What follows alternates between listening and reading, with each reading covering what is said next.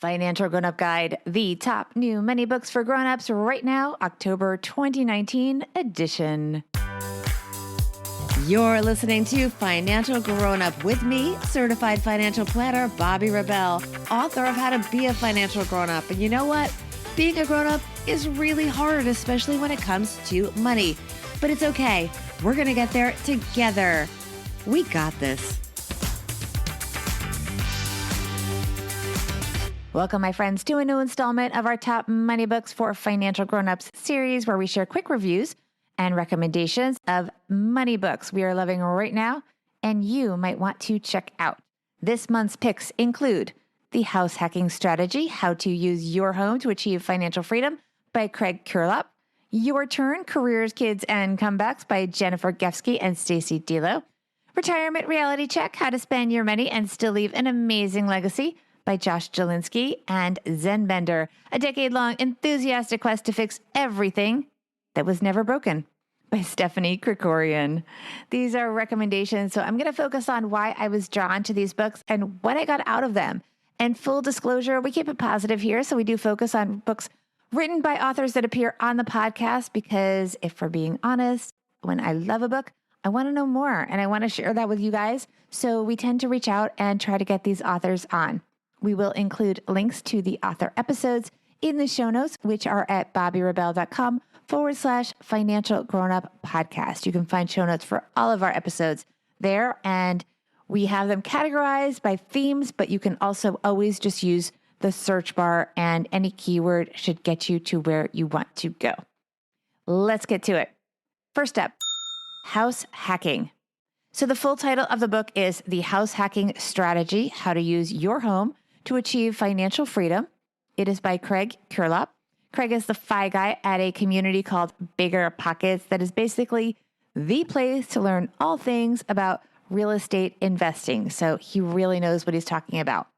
Here's what I liked about the house hacking book. First of all, a ton of specific case studies, including that of the author and a lot of the people in his community. The style gives us context into understanding how house hacking can work for people from different backgrounds as well. He talks to people in all different stages of life and different economic circumstances with different resources and with different goals. I really enjoyed most of all the idea that people are in different stages of life because as someone who has kids, you think, how can this work for you? It is more challenging, but he goes there and he discusses it. And I think that's really valuable. Also, the under the radar red flags for choosing tenants. This was an interesting part of the book. And a lot of this surprised me. These were things that you don't really think about. Like if someone objects to paying their rent on the first day of the month, what's up with that? I would think, well, whatever, who cares? As long as you get it in a regular payment schedule, what does it matter when the actual payment takes place? If they want to pay on a certain different day, apparently it does. And in the book, he explains why. And it was fascinating and makes a lot of sense once you really understand what goes on behind the scenes when you own a property and you're managing tenants. And the final thing that I want to highlight in this section of my review is that Craig really successfully talks about how to invest in areas that are not distressed. We talk a lot in real estate investing about finding these gems that are in bad shape, and then you put your magic touch on them and you renovate them, and then poof, you make a great profit. It is easier to fix up something that's in the so-called up-and-coming neighborhood and then sell it into a rising market. But the truth is that's not always happening.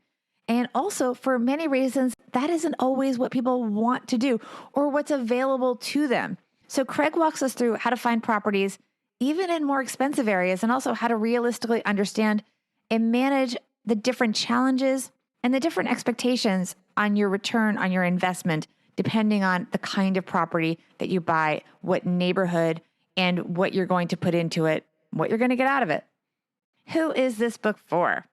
This book is for everyone interested in actually house hacking, of course, but also those of us who are just curious about how it all works. I mean, what is the difference between house hacking and just investing in real estate? Is it the same as the flip or flop people that we see on TV? How is it different? What kind of sacrifices do you have to make? Craig talks about a lot of compromises that people make when they're house hacking, at least very often in the short run.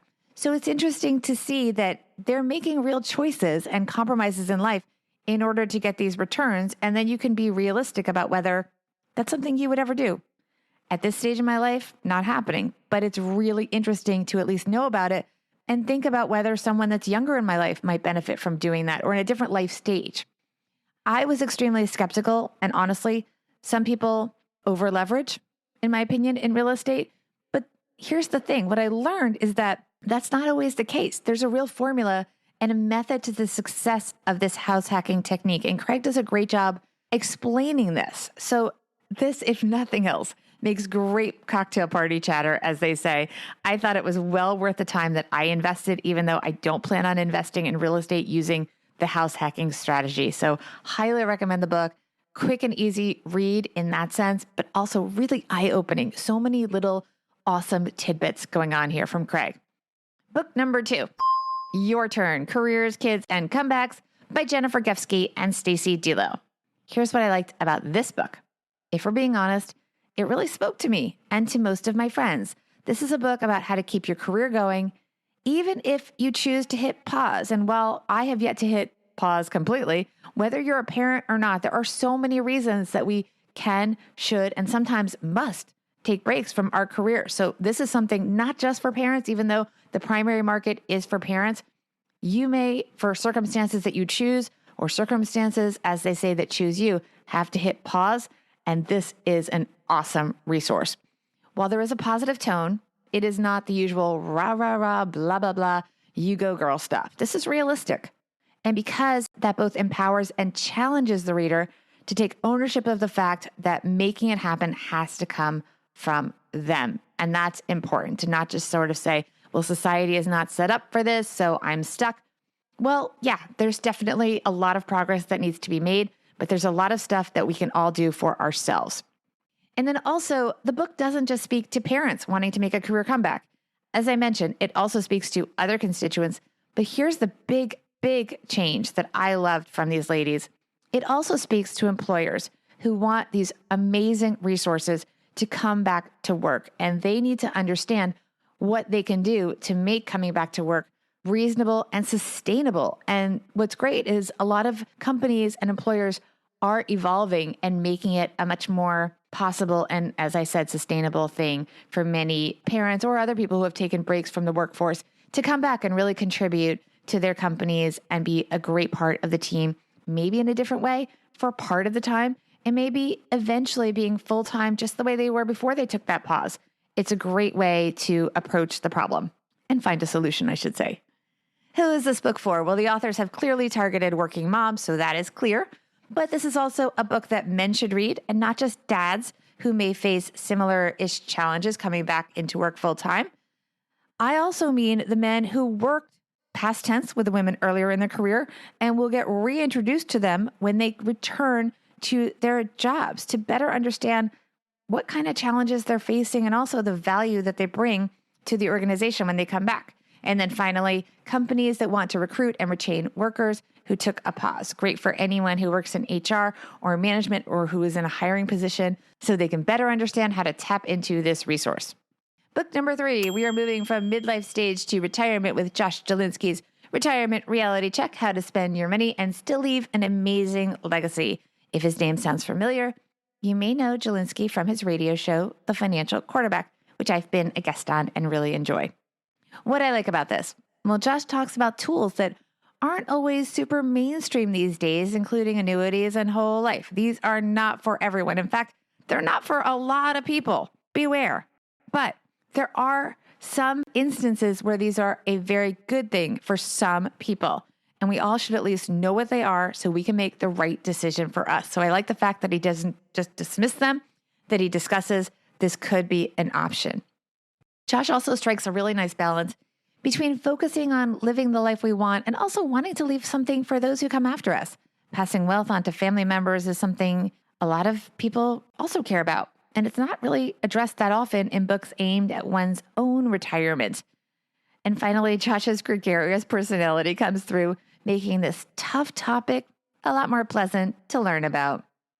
Who is this book for? Well, anyone who wants to retire comfortably and wants a roadmap and a fresh perspective, including, as I mentioned, some controversial options. And finally, a little bit off topic in terms of money, but because the author spent an ungodly sum of money on self-help and wellness and has a background as a finance journalist with yours truly, we're adding her in as a bonus book for this episode. And that is author Stephanie Krikorian's ZenBender, a decade-long enthusiastic quest to fix everything that was never broken.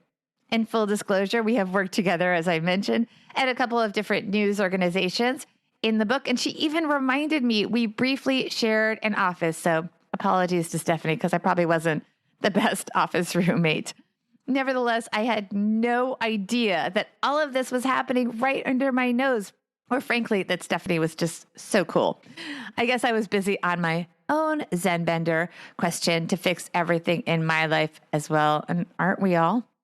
So getting into what I loved about ZenBender, so much of the time, we think we're the only ones experiencing different challenges in life. But in fact, many others, like Stephanie, are having similar life experiences, from insecurity to weight, career battles, questions about where you are in life, relationships, and of course, adulting. This book may be nonfiction, but it is a page turner, as if it were a fiction book. You just need to tell someone about ASAP so they can be in on it too. And Stephanie has amazing money tips and life insights, from just using one pump of shampoo to save money to the admission that, yes, in her words, and this is one of my favorite quotes from the book, I am built to spa. Stephanie knows who she is, and she will help you figure out or admit who you are too. Let me know how you liked this episode and any suggestions that you have. We're going to put links to the books mentioned here, as well as the author episodes, in the show notes. You can find them all by going to bobbirebell.com/podcast/October 2019 books. And please support the authors by buying their books, or at the very least, going to the library and requesting them, because library buying counts too. You can also use the search bar to find this and any of our episodes on bobbirebell.com. And thanks to all our great authors for helping us be financial grownups.